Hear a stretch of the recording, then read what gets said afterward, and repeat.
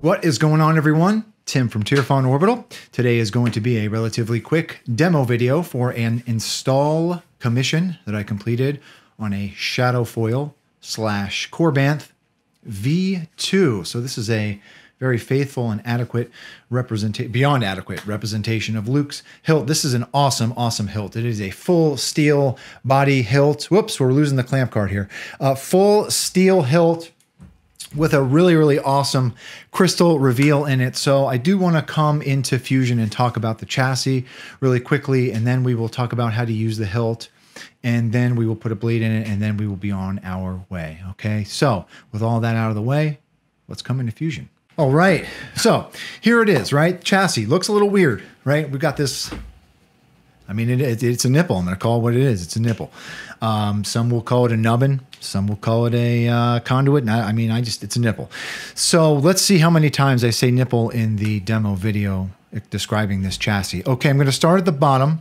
There is a 28mm speaker in this build, right? So just enough room in the pommel of this hilt to fit a 28mm speaker. So we've got a 28mm base speaker down here. Here is our battery tray. We do have some greebly work on this side of the chassis. So I did choose to print this chassis in resin, right? So this particular design, I did design this chassis when I was still a full resin shop, right? So I do have a lot of very highly detailed greeblies on this one. So I did print this in resin. So we've got some greeblies on this side, and on this side we've got some some tube work, right? These tubes do lead to two rectangular LEDs, right? We've got a red and a blue rectangular LED in these two holes here. And then on each side of the kill switch, we have a kill switch here. On each side of this kill switch, we have orange, very thin rectangular LEDs, right? So we've got accents all over this particular chassis. On board the chassis itself, there are two red button tactile switches. This is what the switches in the control box make a connection to. I'll talk about this when we come up top. I do really, really appreciate how much thought went into the design of this hilt when it comes to installers and installation, right? So the control box of this hilt has some, it's got spring-loaded plungers. So for anyone who's ever installed a V2 hilt, knows that one of the hurdles that you have to get past is wiring up or figuring out a switch solution for the control box. And there are some very keenly designed spring-loaded plungers in the control box already, right? So that is what makes a connection to these two red button tactile switches.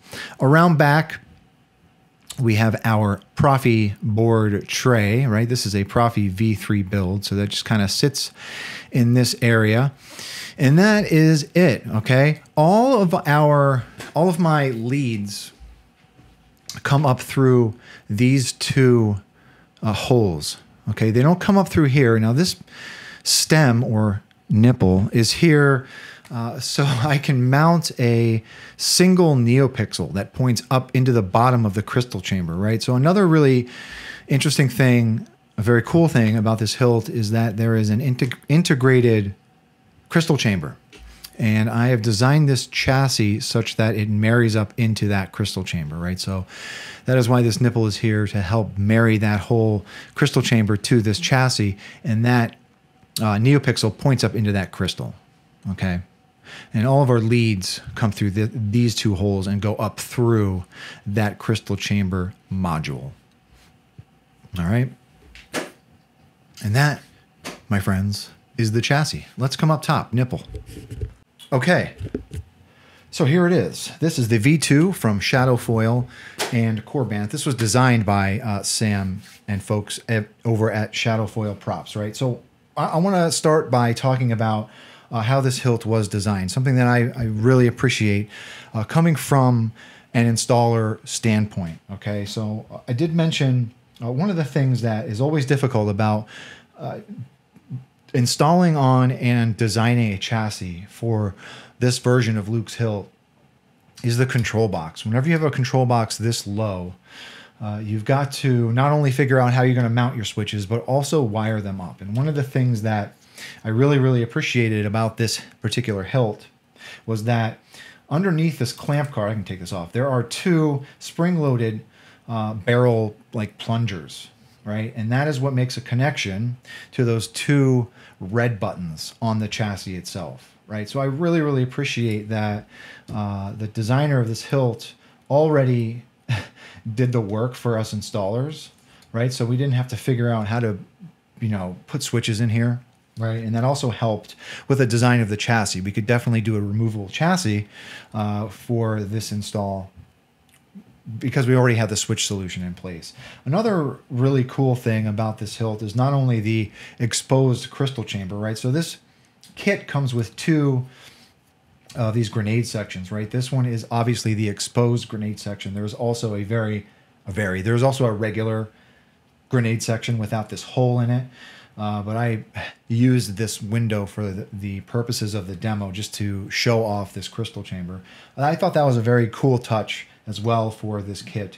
But as far as like just going along the lines of installability, right? Another thing that I really appreciated about this, I'll go ahead and show it. Well, no, I'm not gonna, I'll take it off here. Another thing that I really, really appreciated is this hilt comes with these Delrin caps, right? Where you can mount your PCBs, right? So as an installer, I didn't have to go about designing any kind of PCB holder, and these actually thread into this upper emitter section. It's just small touches like that as an installer, I really appreciate. I don't have to go about doing any kind of extra work. They're made out of Delrin, so they're very, very hefty, very sturdy. They're already threaded, so I really appreciate small touches like that when they are done for us installers. Okay, and the lit PCB holder also has one of those Delrin holders, so I really appreciate small touches like that, right? Other than that, great hilt, full steel body hilt, a lot of weight to it. I like when a hilt has a lot of weight. It feels like substantial in your hand. It feels like a weapon, right? I've said that before. So great hilt. So let's talk about how to use it, right? So to get your chassis, you want to unthread that pommel, pull the chassis out. So here is the chassis. So this crystal chamber is also a really well-designed crystal chamber. It's all full steel as well. We have some brass accents in here, of course, but I designed my chassis to marry up into this as well, right? So we do have a set screw that does make a connection or hugs that nipple that I was talking about, but I also put a bead of E6000 in here just to help secure it a little bit more, okay? There are those red button tactile switches and all of our accents, right, that we'll get a good look at in a second. Okay, so let's grab a battery. Okay, so spring side is your negative. You want to take the flat part of your battery, put it down towards that speaker, hit your kill switch. So there are those two orange LEDs, and on the other side we have a red and a blue LED, okay? All right, so once your battery's in place, putting the chassis in is a little bit intricate, right? So take note of where this knurled circular thumb screw is. There is a channel in the top of the chassis where the Proffie board is, right? You want to line that up with that thumb screw and slide it all the way in until it stops, okay? Then you can thread on your pommel. You don't have to do this, but since this exposed crystal chamber is open, I just kind of put my thumb on there just to hold it in place. Then you can thread on your pommel and you're good to go, okay?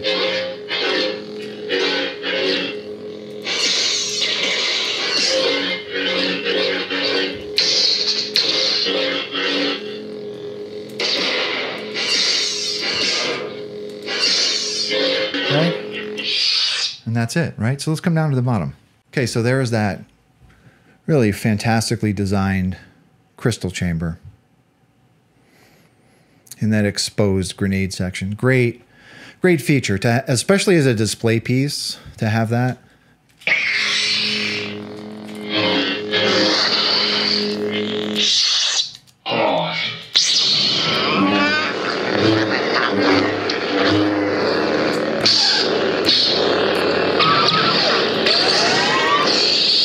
See what else we got on here.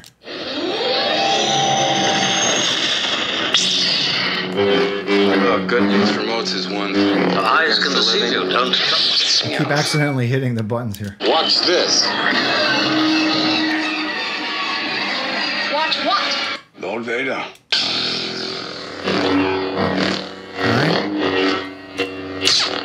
Let's put a blade in it. All right, so this is a 1-inch blade holder.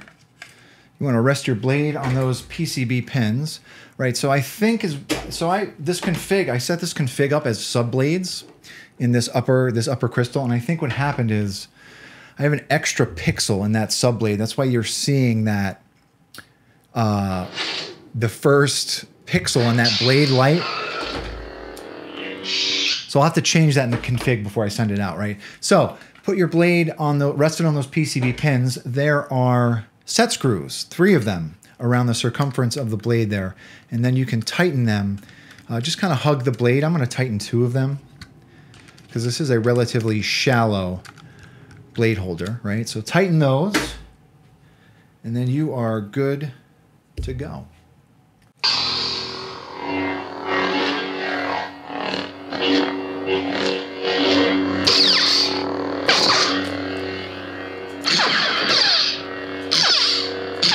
What else we got on here?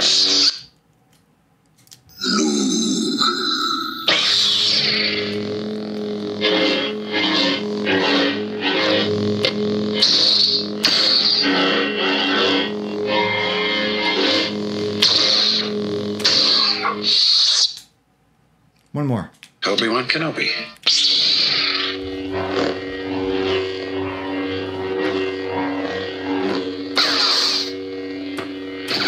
Okay. And